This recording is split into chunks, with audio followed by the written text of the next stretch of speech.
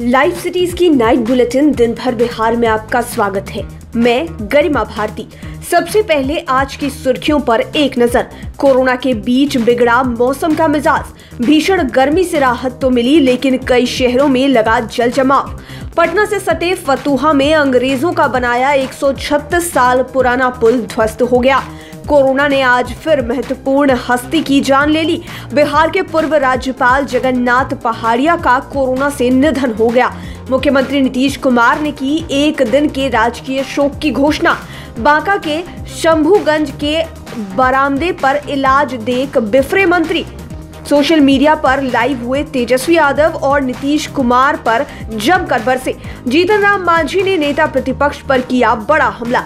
जाप सुप्रीमो की रिहाई को लेकर कार्यकर्ताओं ने राज्यपाल को सौंपा ज्ञापन। और पटना में हर्ष फायरिंग में महिला समेत 3 लोग घायल।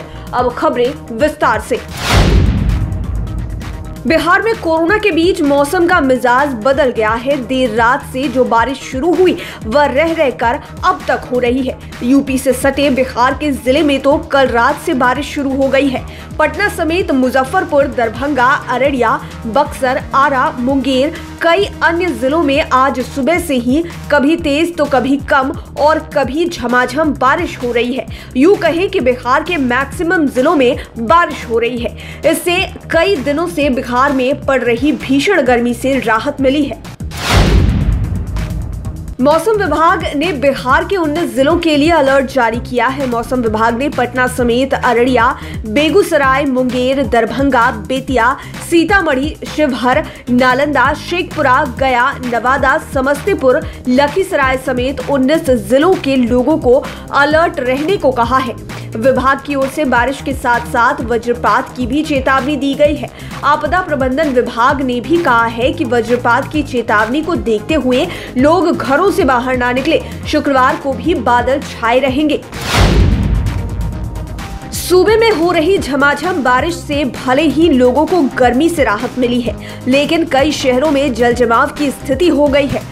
पटना के निचले इलाकों में जहां जल जमाव से लोगों की परेशानी बढ़ गई है, वहीं मुजफ्फरपुर, मुंगेर, पश्चिम चंपारण आदि शहरों में भी कमोवेश यही स्थिति है। सबसे खराब स्थिति तो मुजफ्फरपुर की है। शहर के मुख्य रोड तालाब बन चुके हैं। यह तो राहत है कि लोग लॉकडाउन की वजह से घरों में कैद हैं, जिससे वे परेशानी से बच गए हैं, लेकिन आवश्यक सेवा में लगे लोगों के लिए जल जमाव से गुजरना भयावह है। मुंगेर के धरहरा में जल जमाव की वजह से लोगों को रेलवे ट्रैक से गुजरना पड़ रहा है। वहीं पश्चिम चंपारण में तो शहरी और ग्रामीण दोनों इलाके में पानी पानी हो गया है। बेतिया शहर में भी स्थिति यही बनी हुई है।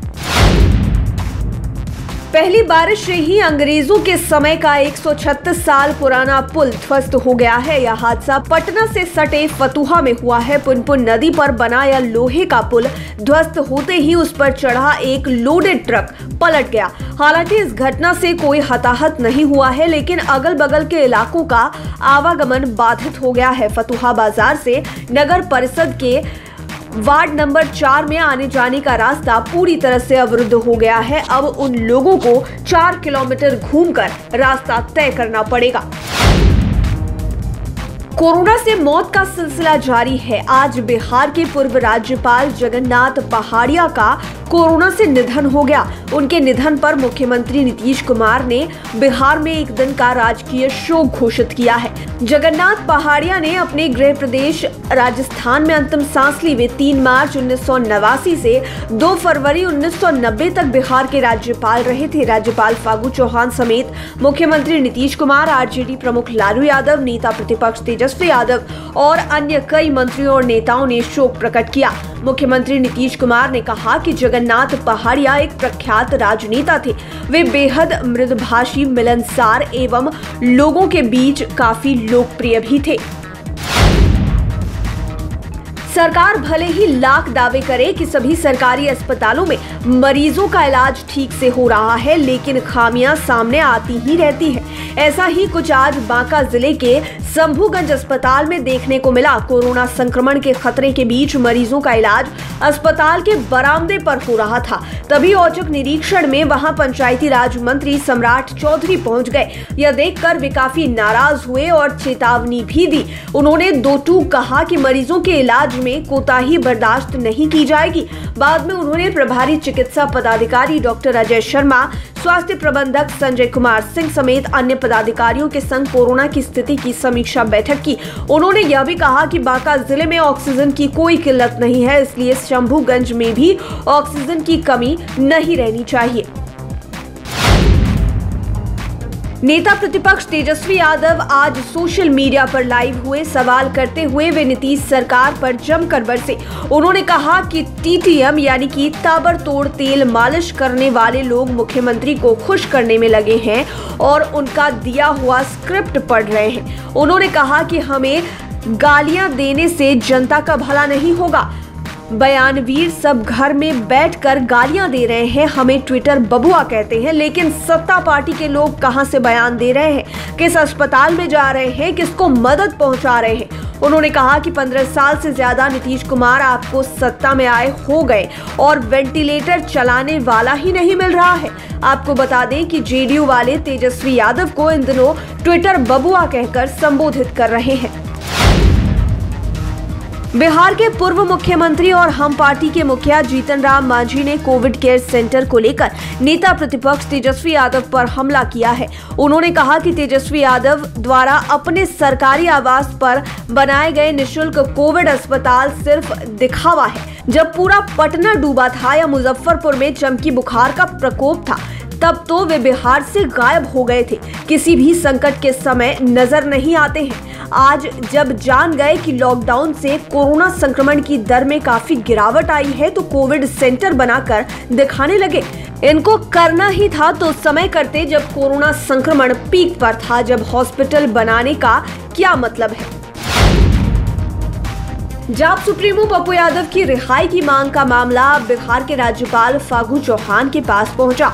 जाप नेताओं और कार्यकर्ताओं ने उन्हें ज्ञापन सौंपकर पप्पू यादव की रिहाई की मांग की। उन्होंने राज्यपाल से आग्रह किया कि सरकार उन्हें रिहा कर दे। आपको बता दें कि 11 मई को जाप सुप्रीमो पप्पू यादव को पुलिस ने मधेपुरा में 32 साल पुराने केस के मामले में गिरफ्तार किया था। अभी पप्पू यादव का दरभंगा के डीएमसीएच में इलाज चल रहा है। दूसरी ओर जाप की ओर पप्पू यादव की रिहाई के लिए 1 करोड़ लोग राष्ट्रपति रामनाथ कोविंद को पोस्ट कार्ड भेजेंगे। इसकी शुरुआत 22 मई से होगी, जबकि कल मेरा पूरा परिवार पप्पू यादव के साथ अभियान शुरू किया जाएगा। राजधानी पटना में जयमाला के दौरान अवैध हथियार से हर्ष फायरिंग की गई। इस घटना में 3 लोगों को हाथ और पैर में गोली लगी है। स्थानीय डॉक्टर मोहम्मद शहजाद रजा ने गंभीर अवस्था देखकर प्राथमिक उपचार के बाद पीएमसीएच रेफर कर दिया। घटना की जानकारी मिलते ही फौरन मौके पर पहुंची पुलिस मामले की छानबीन में जुटी हुई है। घटना पटना के दुल्हिन बाजार थाने इलाके का है।